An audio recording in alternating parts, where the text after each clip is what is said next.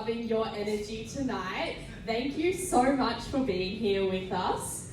My name is Tegan and I'm a PhD candidate at the Australian National University. I used to live in Canberra for 5 years, no, another mainlander, boo, where I studied astrophysics and maths, but I left the land of politicians and cold weather to move to Hobart, a place with cold weather. But you know what? I can deal with the cold weather as long as I don't have to see Elbo's face when I'm walking down the grocery aisle.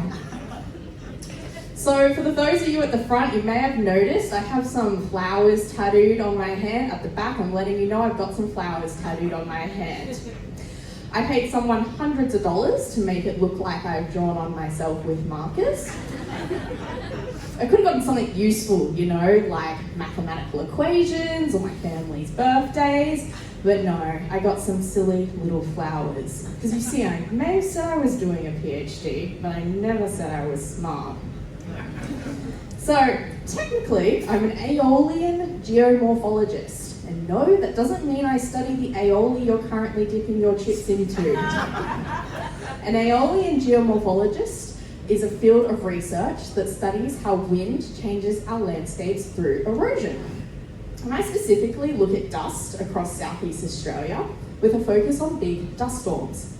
So technically, what that makes me is an overglorified dust storm chaser.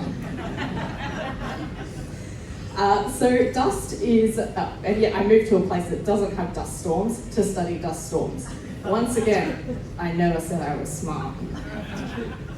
So dust is made up of tiny particles that range in size from 2.5 to 10 microns. And to put that size into context for you, if you've been to Paris, you've seen the Eiffel Tower. This is a dust particle next to the Eiffel Tower. Okay, that kind of doesn't work. Something, you know, maybe a T-Rex, and this is a dust particle. Nobody's ever seen T-Rex before. Okay, something we have seen is a book, and this is a dust particle zoomed up. You've got the idea, right? Okay. So, I study dust because it presents a significant risk to the fragility of our environment. It's made up of a bunch of different stuff like soil and organic materials, and it is particularly iron rich, which is why our dust is so red.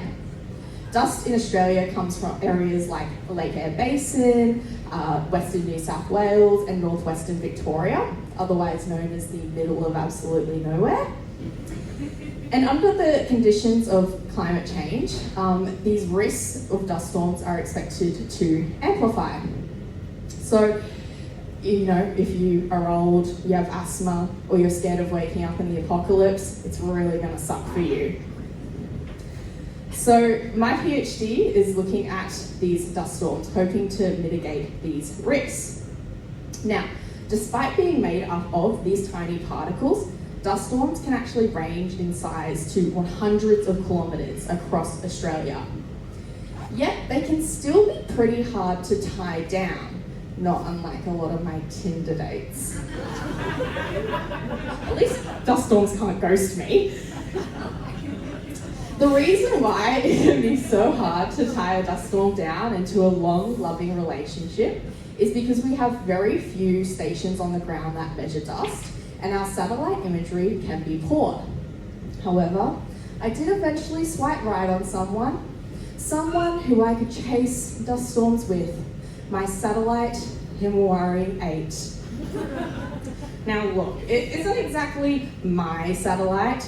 Himawari 8 was launched by the Japan Meteorological Agency in 2015, and its name stands for sunflower. I've personally gotten to know Himawari 8 on a deeper level. You know, we spend Monday to Friday, 9 a.m. to 5 p.m. together at my office desk. It's a wild time.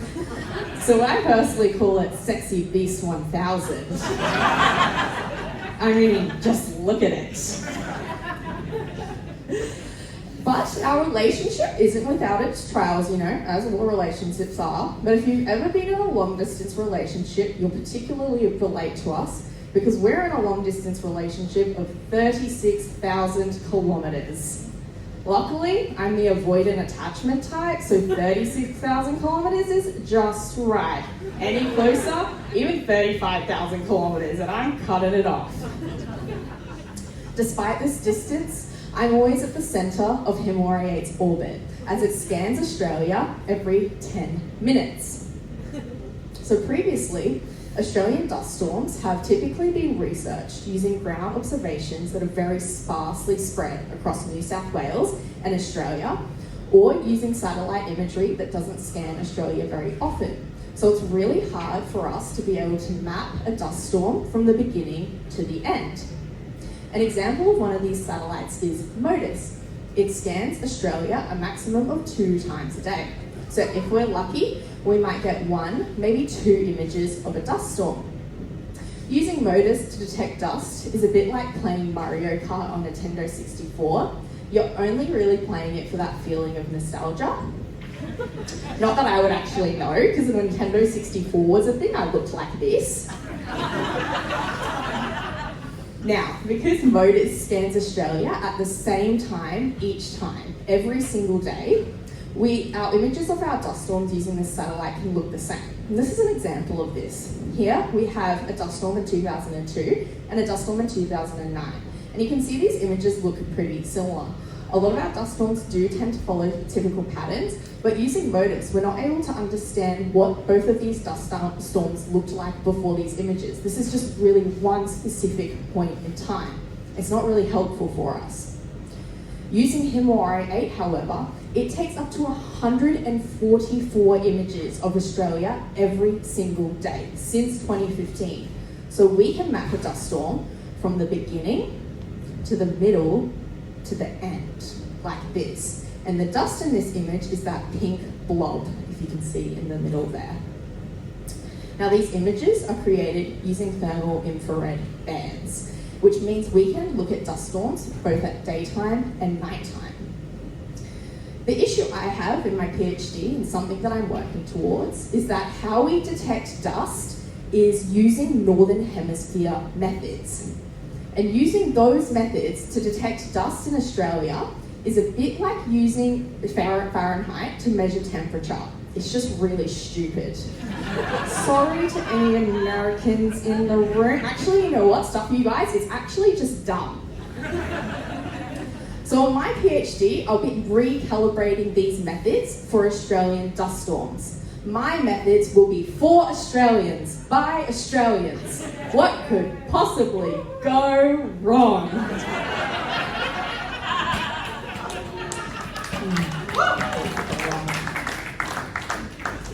So using these Australian methods, I hope to systematically build a map of Australian dust source areas and transport pathways.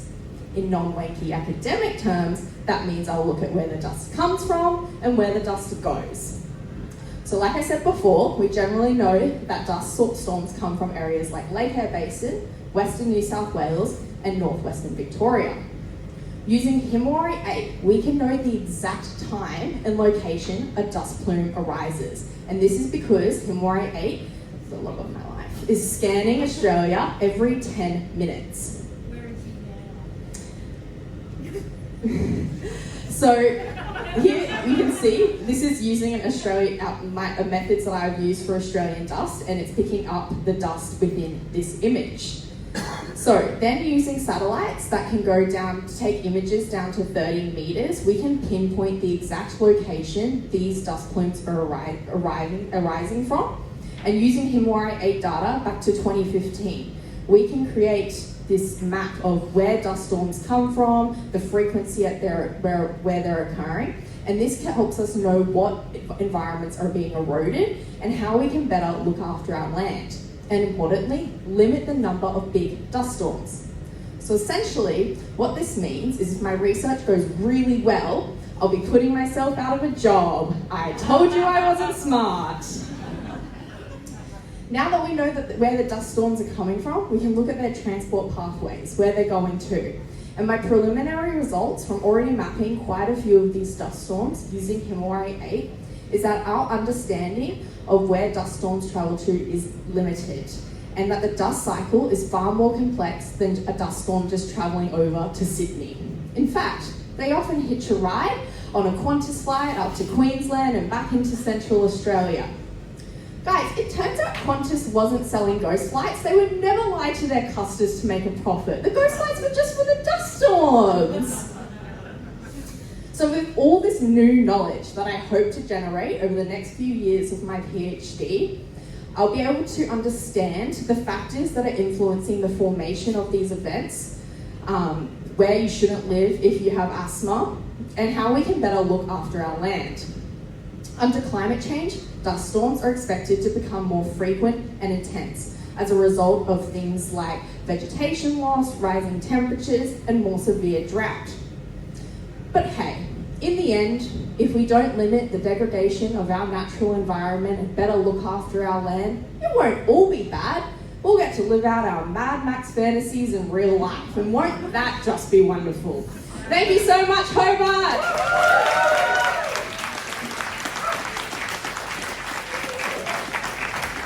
Keep your hands on the ground. Speaker